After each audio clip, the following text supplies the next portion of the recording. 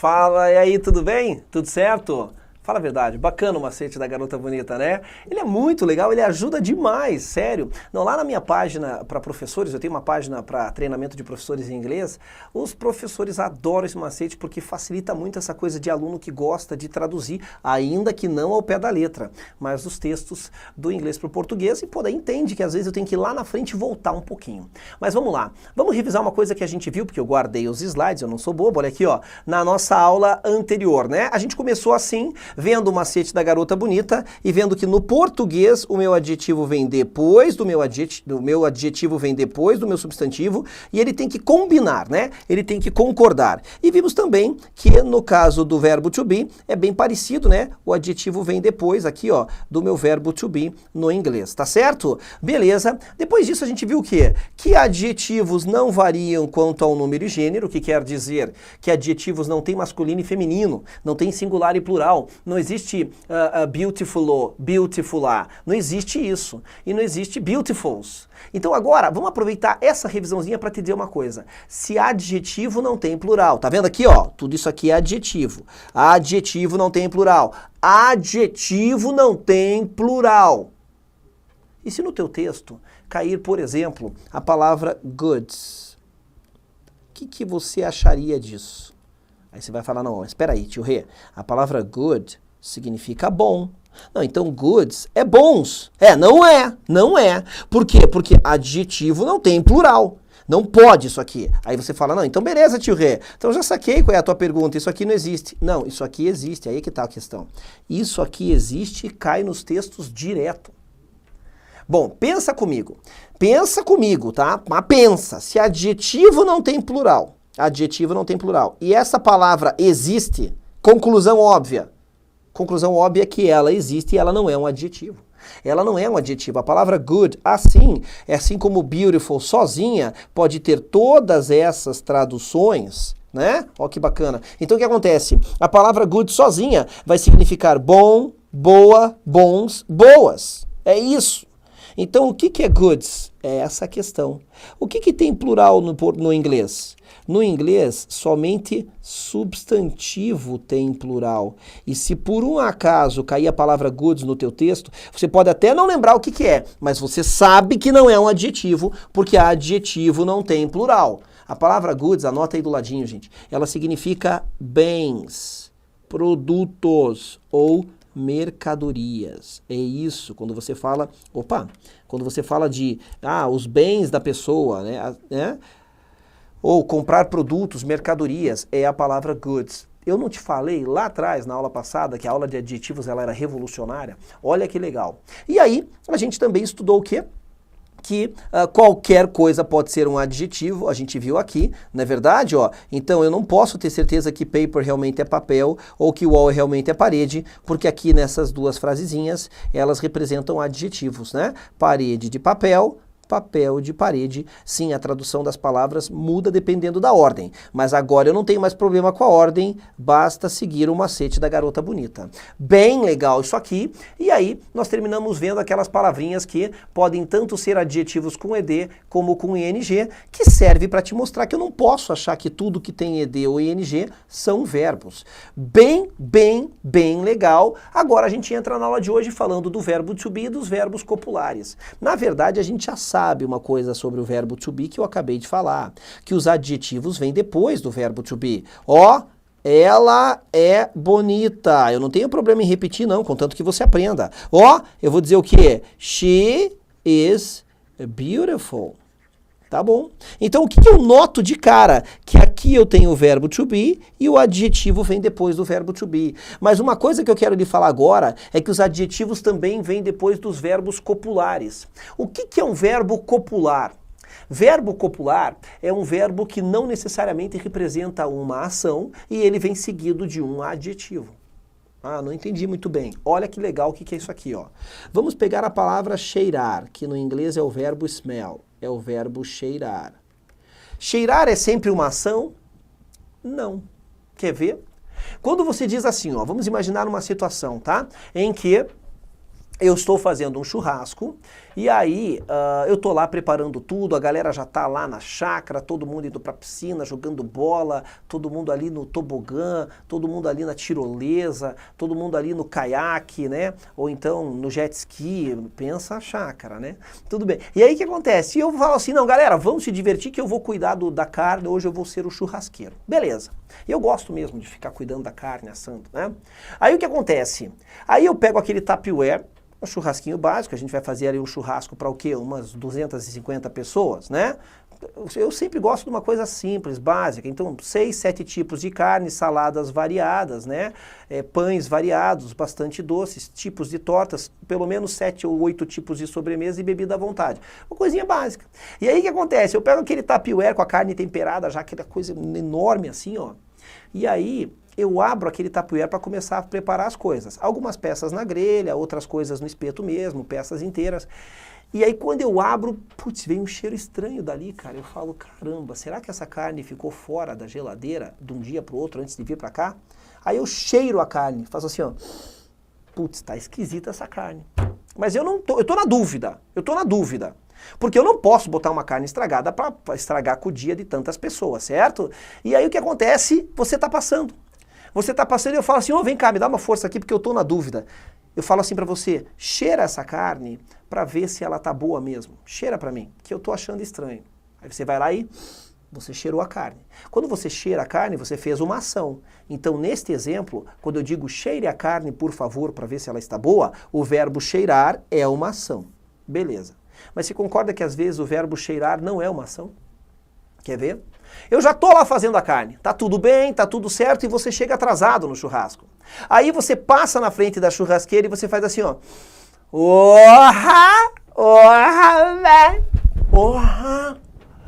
Claro que você vai fazer isso, né? Você não é ridículo que nem eu. Aí você fala assim, ó. Essa carne cheira bem. Olha a frase. Esta carne cheira bem. Quando você fala esta carne cheira bem, você tá falando do quê? Você não está falando do cheiro da carne assando, do cheiro que emana, que sai da carne espontaneamente e involuntariamente? Você não foi lá cheirar a carne.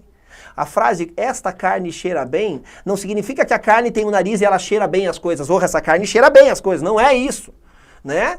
Essa carne cheira bem significa o cheiro que sai da carne sozinho, espontaneamente. Daí o verbo cheirar, de esta carne cheira bem, não é uma ação. Concorda comigo? E quando isso acontece com o verbo passa a ser chamado de verbo copular. Por exemplo, o verbo look faz a mesma coisa. O verbo look, ele pode significar olhar, né? Ele pode significar olhar, e olhar é uma ação. Olhe pra mim. É uma ação, você vai lá e olha. Mas quando eu digo assim, ó, she looks sad, o look também é a tradução do verbo parecer. E quando eu digo, mas o que aconteceu aqui? Parecer. E quando eu digo, ela parece cansada, ela está fazendo alguma coisa? Não, o parecer triste, parecer preocupado, parecer cansado é uma coisa involuntária, é uma coisa espontânea, certo? Daí não é uma ação. Então o verbo look pode, dependendo do uso, às vezes ser uma ação ou não ser. E quando não é, ele é um verbo copular e a característica principal dos verbos copulares é ser seguido de um adjetivo. Ou seja, tanto depois do verbo to be, quanto depois dos verbos copulares vem um adjetivo. E é isso que está sendo explicado aqui.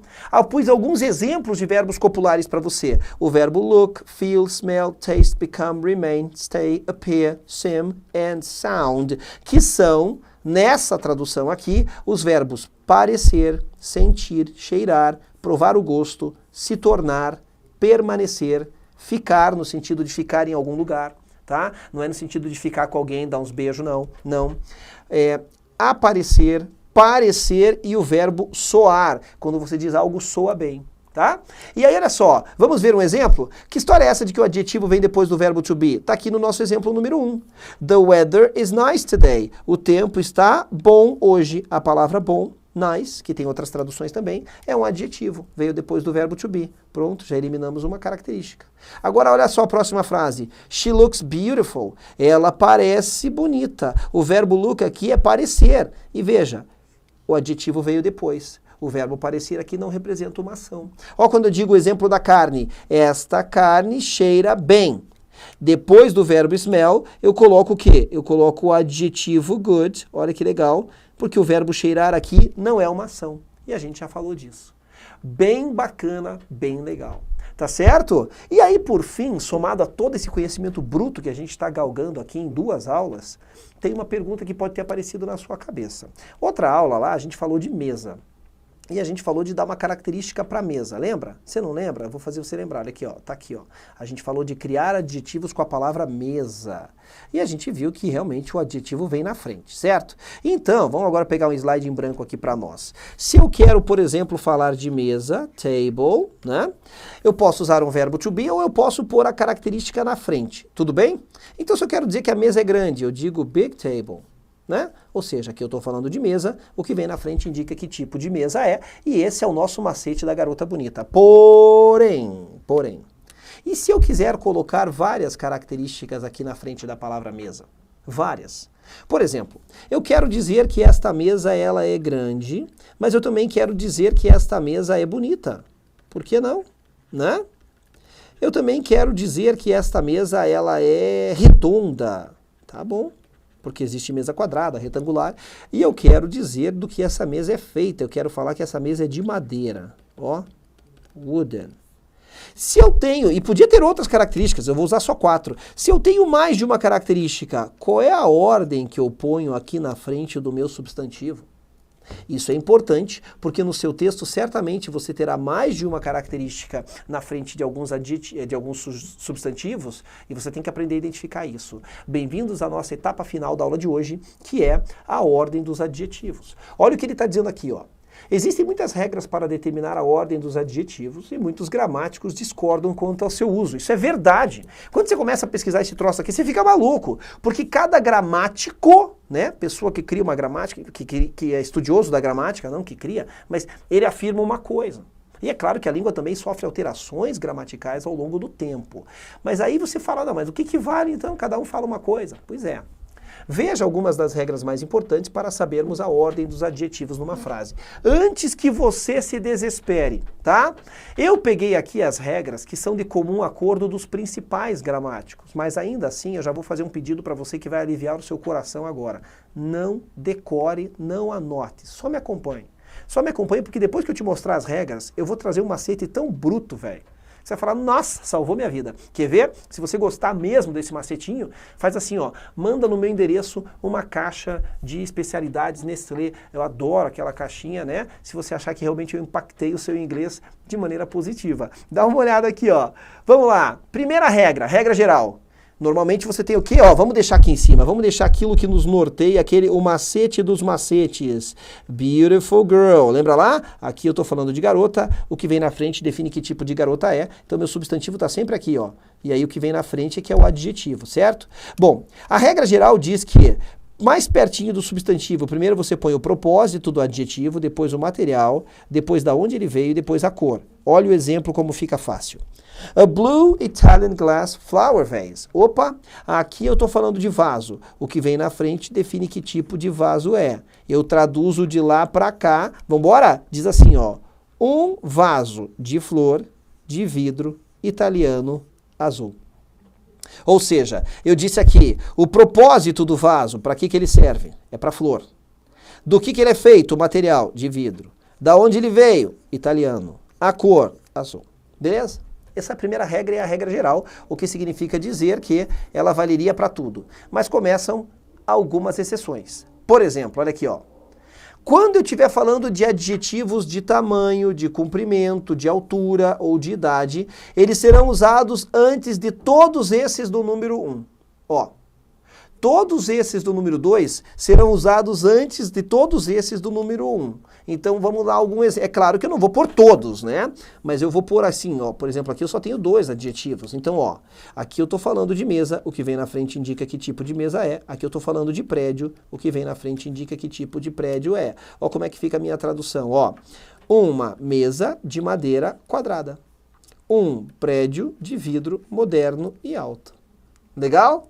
Mas, mais uma exceção para você, para te incomodar, se o adjetivo for de julgamento, o que é julgamento? É você julgar alguma coisa. Quando você diz, puxa, que filme legal, você está fazendo um julgamento. Na tua opinião, você está dizendo, não, eu acho legal, eu julgo ser um bom filme. Certo? Então, quando é um adjetivo de julgamento e de atitude, eles são usados antes de todos do número 2 e de todos aqueles do número 1. Mas, bah, que troço chato, né? Olha só, a silly tall guy. Ele está falando aqui, um cara alto e bobo. Você concorda que dizer se o cara é bobo, se o cara é chato, se o cara é legal, é uma questão de opinião? Assim como dizer se é bonito, se é feio, se é interessante, se é chato.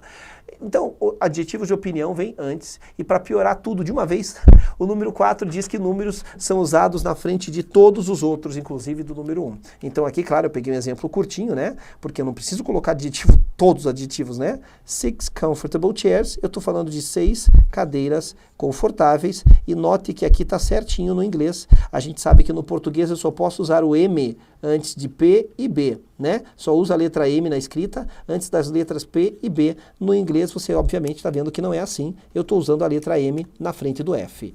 Tá bom, tio Rê, odiei essas regras, não vou decorar, mesmo que eu decorasse eu iria esquecer 24 horas depois. Iria mesmo. Para isso eu trouxe um macete para você antes da gente fazer uma leitura de texto. Dá uma olhada aqui, ó, macetinho do tio Rê. Sabe o que você vai fazer? Vamos pegar aqui a palavra table e colocar grandona. Aqui eu tenho 4 características, tudo bem? Você vai sempre fazer o seguinte, a característica mais forte, mais relacionada ao meu substantivo fica mais pertinho dele. Como assim mais forte? Se eu disser para você, imagine uma mesa bonita. Concorda que é muito vago? Pô, imagine uma mesa bonita. Você deve estar nem imaginando, você deve estar criando uma na sua mente, uma mesa bonita, né? Pois é. Mas se eu disser assim para você, imagine uma mesa redonda. Concorda que a característica de ser redonda ela é mais precisa do que ser bonita? Bonita é muito vago, redonda, vai me desculpar, velho. O mesa redonda minha é igual mesa redonda a tua. Por quê? Porque redondo é uma forma só, com o mesmo raio. Não tem outra possibilidade para ninguém no planeta. Todo mundo sabe o que é redondo. Redondo é uma circunferência de raio único. É isso. Então o que acontece, cara? Quando eu digo a palavra redondo, ela é uma característica mais forte, porque ela me ajuda a formular uma imagem mais clara dessa mesa. É isso. Sempre a característica mais forte vem mais juntinho do meu substantivo e a característica mais vaga fica mais longe. Então veja, de todas essas 4 aqui, qual é a característica mais forte? Pô, dizer do que a mesa é feita. Dizer que ela é feita de madeira, pelo amor de Deus, é do que ela surgiu, é da onde ela veio, nasceu da madeira. Então é a característica mais forte. Então eu coloco aqui do ladinho, wooden. Beleza, eliminei a primeira. Me sobraram 3. Dessas que sobraram, redonda, bonita e grande, qual é a próxima característica mais forte? Você pode dizer, puxa, é grande, mas concorda que mesa grande é muito relativo? Depende da tua família. Se você tem uma família pequena, uma mesa de 8 lugares é uma mesa grande para você. Você fala, não, 8 lugares, eu uso 4. Mas para quem tem famílias grandes, às vezes uma mesa de 8 lugares não é uma mesa grande. Você fala, não, eu preciso de uma mesa de 12 lugares. Então concorda que ainda que grande, a gente tem uma ideia meio parecida do que seja uma mesa grande, né? A gente tem uma ideia parecida, mas ainda é meio relativo, né? Porque às vezes o que é grande para mim não é para você e vice-versa. Agora, dizer redonda, opa! Então essa é a segunda característica mais forte, vem na sequência. Estamos quase lá. Vai faltar espaço aqui, eu já estou vendo, né? Então vamos só rapidinho aqui ajustar, não leva tempo algum, relaxa, não fique nervoso, tá? Eu já escrevo aqui rapidinho, ó. Então a gente tinha colocado a palavra wooden e agora a gente vai colocar a palavra round, beleza. Me sobraram só 2, beautiful e big.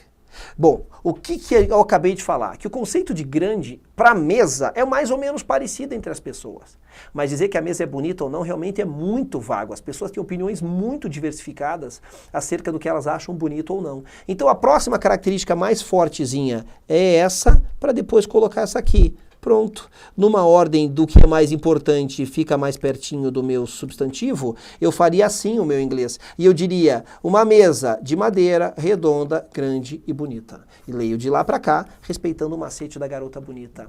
É ou não é um macete muito legal? Melhor do que ficar decorando todas aquelas regrinhas lá. Não concorda? Bem melhor. E aí, pra gente poder terminar a aula de hoje, dá uma olhadinha aqui, ó, a gente vai praticar um pouquinho. Eu não quero fazer exercício nem nada. É um texto bacana que fala de uma questão financeira, e aí eu só quero traduzir ele, aliás, ele vai te dar um recado importante pra vida, tá?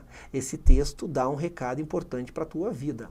Mas eu quero que você perceba que na hora que eu for traduzir, eu vou usar o macete da garota bonita direto. Primeiro, qualquer coisa pode ser um adjetivo, e toda vez que na hora que eu voltar na tradução, você vai perceber que eu fui buscar o meu substantivo, macete da garota bonita, e voltei para ler o adjetivo dele. Vem comigo, olha que texto legal. Ele fala assim no título: Money issues aren't romantic, but they should be discussed before a wedding. E aí esse texto foi escrito por uma tal de Caroline Hacks. Então ele diz assim, ó. Bom, na verdade eu vou te explicar. Hi Caroline é uma sessão onde as pessoas mandam cartas para essa mulher. Então eu tenho uma pessoa mandando uma carta, uma pessoa anônima para ela, isso é o que a pessoa escreve para ela, e na sequência eu vou ter o que ela responde. Ela responde para a pessoa anônima, ela fala, ei, anônimo, porque a pessoa não pôs o nome. E é isso que a Caroline responde. Vamos lá? Então a pessoa mandou uma carta para ela perguntando sobre dinheiro. E ela falou bem assim, Hi Caroline, so I'm getting married in a few months and I've been struggling with a question. How much financial information should a couple share pre-wedding? Recently, my fiancé told me that an old creditor started garnishing a portion of his paycheck. I was shocked that his finances were in such a bad state. Aqui é separado, tá? He has always been private about money, but I didn't care much since I make my own living anyway. I'm just wondering if we need to write out all our debts and share them with each other before marriage. If so, how do I approach this topic? E você nota várias coisas que a gente já estudou, pronomes, verbo to be, verbos to be no passado, o próprio simple past com o didn't, conjunções. Gente, você tem que ir percebendo aquilo que a gente já viu, tá? Olha o que a mulher mandou para ela. Olá, Caroline. Então, eu vou me casar em alguns meses e eu tenho lutado com uma questão, né? Ela vem enfrentando um questionamento, uma questão, tá? Veja que eu não estou traduzindo ao pé da letra, porque não cabe mesmo. Quanta informação financeira. Ah, macete da garota bonita, é muito legal. É legal mesmo. Ó, quanta informação financeira deve um casal dividir antes do casamento? Recentemente o meu noivo, ó, essa palavra tem acento porque ela é emprestada do francês, tá? O meu noivo me disse que um credor antigo, credor é quem empresta dinheiro para você, tá? Começou a cobrar uma parte do pagamento dele.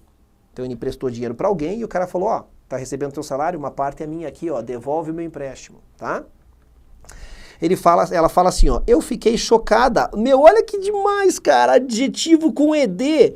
Eu te ensinei na aula passada, cara, olha, vamos achar aqui, ó. Eu te ensinei na aula passada que adjetivo com ED indica um sentimento, cara. Olha isso que demais. Então ela fala assim, ó, eu fiquei chocada que as finanças dele estavam em tal estado ruim, quer dizer, estavam tão mal.